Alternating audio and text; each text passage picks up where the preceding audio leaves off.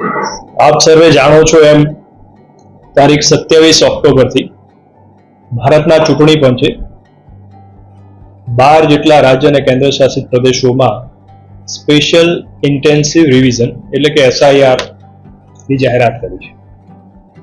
મુખ્ય આશય જે SIR નો એ છે કે ભારતનો કોઈ પણ નાગરિક જે મતદાર યાદીમાં દાખલ થવા પાત્ર હોય એ રહી ન જાય અને કોઈ પણ એવો વ્યક્તિ કે જે આ મતદાર યાદીમાં દાખલ થવા પાત્ર ન હોય એનું નામ એમાં ન હોય અથવા એમાં ન આવે, એના માટેનો આ એક detail program Election Commission of India તરફથી જાહેર થયો છે.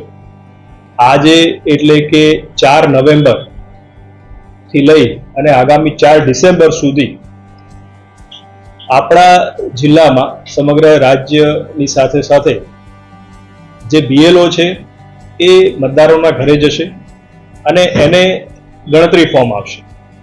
આ ગણતરી ફોર્મ છે એ 2 કોપીમાં હશે. એક કોપી મતદાર પોતાની પાસે રાખશે અને એક કોપી જે છે એ ડિટેલ એમાં ભરી મતદારે એ BLO ને આપવાની રહેશે. આપણા ત્યાં 1338 જેટલા BLO છે અને જિલ્લામાં મતદારો જોઈએ તો 13,344 જેટલા છે. આખા એક મહિના દરમિયાન મેં કીધું એ પ્રમાણે BLO જાય અને ડિટેલ ભરાઈ અને એ જે છે BLO એ સબમિટ કરશે જે ERO પાસે, જે ડેપ્યુટી કલેક્ટર કક્ષાના અધિકારી છે. BLO તરફથી જે પણ ડિટેલ આવશે મતદારોની એના આધારે આ ERO નિર્ણય લેશે. મારી આપના માધ્યમથી ખાસ તમામ જિલ્લાના મતદારોની વિનંતી છે કે આપના દ્વારે જ્યારે BLO આ ગણતરી ફોર્મ આપવા આવે ત્યારે સ્વીકારી અને એમાં જરૂરી જે વિગતો છે એ ભરી અને સમય મર્યાદામાં એ BLO ને પરત કરશો. મૂળ આપણા આ જે છે SIR જે ગણતરી ફોર્મ છે એની અંદર અમુક વિગતો તો એની ડિટેલ ભરેલી જ હશે, જે મતદારે ભરવાની થતી નથી. જેમ કે એનું નામ શું છે, એનું એપિક કાર્ડ વગેરે આવતો એની ડિટેલ, કયા ભાગમાં એનું નામ છે, કયા વિધાનસભા લોકસભા વિસ્તારમાં એ લાગુ પડે છે, કયું રાજ્ય છે, અમુક આ એડ્રેસ ને બધું હશે. એના સિવાયની જે વિગતો છે જેમ કે એની જન્મ તારીખ હોય, આધાર નંબર હોય, એના મોબાઈલ નંબર હોય, એના પિતા વાલીનું નામ હોય, માતાનું નામ હોય, જીવનસાથી વગેરેનું નામ હોય, આ બધી વિગતો જે છે એને ભરી અને એની સહી કરીને, ખાસ વિનંતી એ છે કે પોતે સહી કરીને એ BLO ને આપે.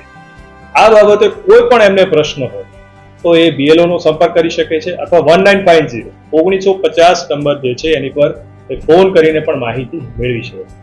હવે ખાસ એક મુદ્દો એ છે કે મતદારોને જ્યારે આ ફોર્મ આપવા BLO આવશે અને એ ભરીને પાછું આપશે એ વખતે એને કોઈ પણ પ્રકારનું ડોક્યુમેન્ટ આપવાનું થતું નથી.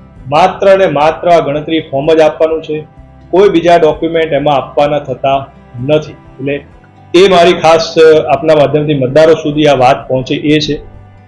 પછી જેવું આ આવી જશે, મતદારો ડિટેલ ભરી BLO ને આપશે ને BLO આપશે ERO ને, એટલે 9 ડિસેમ્બરે અમે એક ડ્રાફ્ટ મતદાર યાદી જે કહીએ એ પ્રસિદ્ધ કરશું.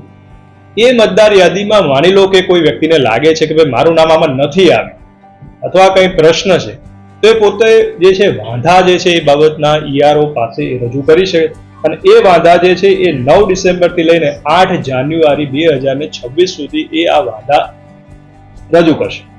જેવા વાંધા ERO પાસે આવશે એટલે ERO આ મતદારો જેને વાંધા રજૂ કર્યા છે એને નોટિસ આપશે અને એ નોટિસ જ્યારે આપે ત્યારે જ એ ડોક્યુમેન્ટ જરૂરી એને રજૂ કરવાના છે. એમાં આધાર કાર્ડ હોઈ શકે, એનું બર્થ સર્ટિફિકેટ હોઈ શકે, એવા અલગ અલગ 13 અલગ અલગ પુરાવા જે છે એ ચૂંટણી પંચે જાહેર કર્યા છે.